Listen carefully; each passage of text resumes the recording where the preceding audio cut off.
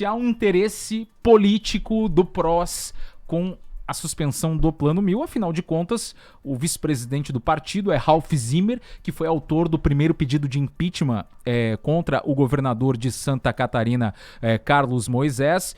E se há um interesse político do PROS com a suspensão do Plano 1000, quem quer começar? Boa tarde, bem-vindos. Boa tarde a todos que nos escutam e nos assistem pelo YouTube. Bom, o PROS está fazendo o papel de oposição, né?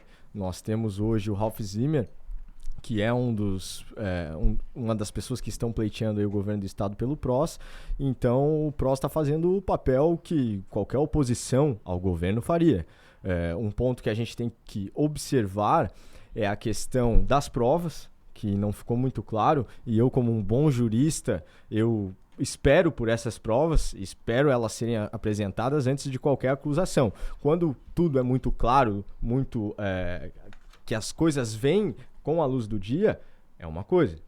Mas agora, falta de provas ou a apresentação dessas provas em tempo hábil, em tempo que eles determinarem e acharem melhor, é outra coisa. Então, é uma denúncia.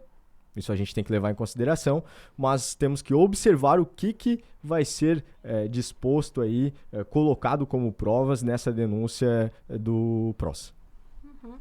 Perfeito. Inclusive, Samuel, aproveitando o gancho também desse debate e falando sobre a questão do PROS, e até do presidente estava aqui falando, também levanta realmente um alerta, né? Se realmente vem só do lado do governador Moisés, a questão eleitoreira também é do próprio partido também querendo levantar isso, um fato político, querendo ou não, colocando aí o Ralph nas pesquisas também do governo de Santa Catarina, é uma possibilidade também, mas eu acho muito louvável a denúncia do partido, até porque exerce uma função de controle social, e aí o órgão de controle, que é o Tribunal de Contas do Estado de Santa Catarina, que é um órgão de controle muito respeitado frente aos outros tribunais de contas do Brasil inteiro, certamente vai exercer o seu papel, vai estar fazendo todo esse controle. Até um pouco me espanta, assim, essa denúncia, pelo fato de que o Tribunal de Contas sempre está em cima, né, do governo do Estado de Santa Catarina, e possivelmente eles devem ter feito alguma consulta também à Procuradoria-Geral do Estado, por que não?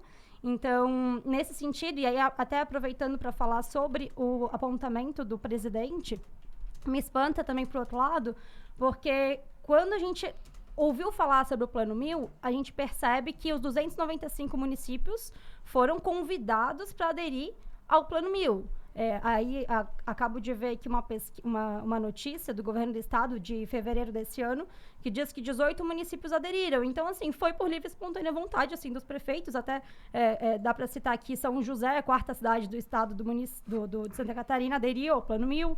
Florianópolis também aderiu ao Plano 1000. Então, Biguaçu também. Biguaçu. Então, a gente verifica o movimento dos municípios também para ter esse recurso para melhorar a infraestrutura do estado inteiro, né? Então, é um recurso também necessário que a gente vem percebendo em Santa Catarina. Se a gente anda por Santa Catarina, a gente percebe a necessidade também dessas obras de infraestrutura, seja na saúde, seja na educação. Um ponto que tem que ser esclarecido é a questão do provisionamento de verbas.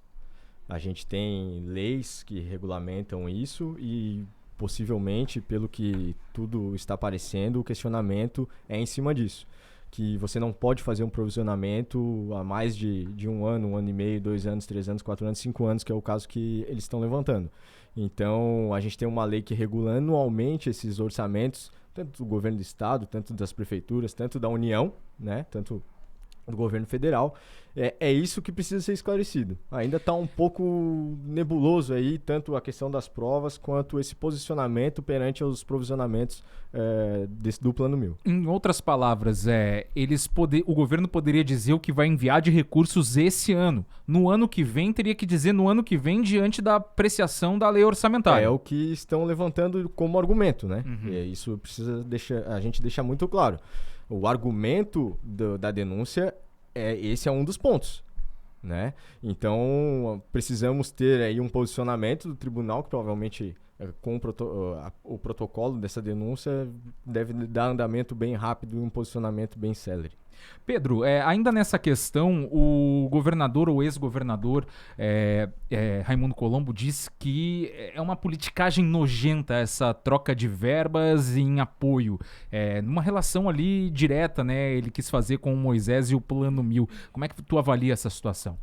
Bom, primeiramente, a gente não pode condenar antes de ser investigado e ser apresentado todas as provas. Mas que realmente alguns municípios que aderiram ao Plano 1000 têm se alinhado com Moisés. Isso aí, esse movimento ele existe. Ninguém pode dizer que foi comprado, isso obviamente que não. Então, a gente tem que tomar cuidado, apurar essas denúncias aí feitas pelo Jefferson Rocha, presidente do PROS, que faz um papel de oposição, mas não é porque é oposição ou porque é situação que a gente tem que só concordar com tudo que é feito, né? Então, o caso dele, ele está fazendo o papel dele corretamente e que o tribunal faça a sua investigação e que aponte o governo do estado o que é que deve ser feito. Um dos autores dessa denúncia é o próprio Ralph, que foi o primeiro autor do impeachment na questão do aumento dos procuradores do estado, né? Foi ele que fez protocolizou esse impeachment do Carlos Moisés. Uhum. Então, é um cenário político juntamente com o cenário jurídico, a gente tem que analisar. E a partir de hoje, inclusive, os 40 deputados da LESC vão começar a se manifestar também, né? A gente vai começar a verificar um movimento bem grande. E aí, inclusive, também trazendo um outro ponto para o debate, verifiquei que há uns 6 dias atrás foi feito um projeto de lei, ou foi escrito o projeto de lei de diretrizes orçamentárias para 2023, incluindo uma nova diretriz que não existia antes, que é sobre a política estadual de investimentos, incluindo o programa para tratar da municipalização de recursos para o desenvolvimento estruturante. Que é o Plano 1000. Exatamente, é o Plano 1000. Então, assim, mas está colocando na LDO para o ano que vem, né? Então, ele está sendo incluído dentro de uma legislação para ser votado na LESC. Mas esse é o ponto. E se o governador muda?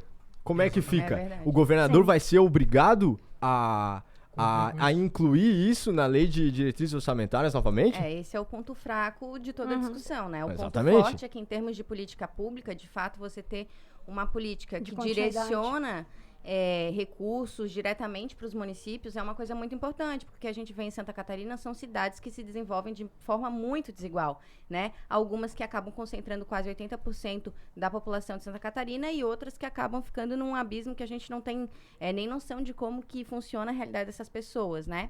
Mas eu queria aqui aproveitar a oportunidade para dar uma alfinetada, porque eu acredito que isso também, claro, é resultado do jogo político. O Moisés, ele foi eleito como um cara que não sabia fazer política, parece que ele aprendeu a fazer política, colocou as cartas na mesa e agora tá jogando o jogo e os seus adversários políticos estão tendo que jogar o jogo da política também, Esse é o papel da oposição. Também, por isso que claro, é democracia. certeza, Então, claro, os questionamentos... Mas é o jogo da política. Ele aprendeu a fazer a política, e parece que ele não é carta fora do baralho, como muitas pessoas estavam colocando, Os né? questionamentos